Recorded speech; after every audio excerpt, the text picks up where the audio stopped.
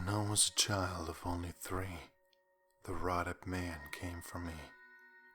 Late one night from my open door, he slowly crept across the floor. He took me by the hand and said, "I'll save you from this life of dread." We left the house in early morn and took his carriage of blackened thorn. We rode for hours through thick dense fog to a darkened unlit swamp-filled bog, where topless trees with hanging moss were shields from the unseen winter frost. The thick wet heat from the dense cool air crept up your back and through your hair. He took me to his house of bones, on a path laid with cobblestones. Upon his door hung a head of a child with hair of fiery red. His hall was bathed in blood-red tile. The walls were stacks of flesh in piles. He told me of his protective view and begged that I should join him too. He smiled, and through his rotted lips I saw 1,000 children's fingertips.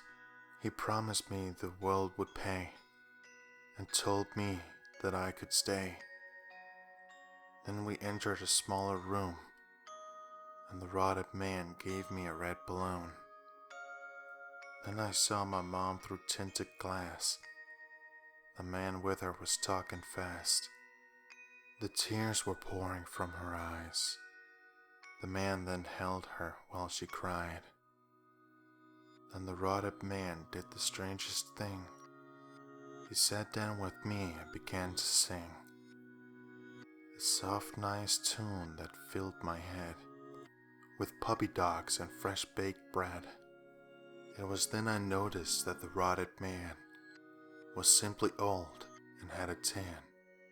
And then my mom burst in the room, the feel of warmth, her sweet perfume. She hugged me tight and swore to me, from here on out, Dad would let us be. No more bruises, no more fights, no more screaming in the night. The rotted man had saved our lives by taking those who beat their wives, and children that cry when they're dropped and are beaten senseless until they stop. I thank the rotted man a lot, and never have I forgot that the thing I feared saved my life.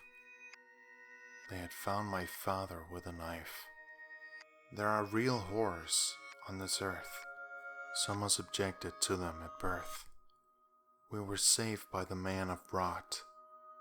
I was lucky, but many are not.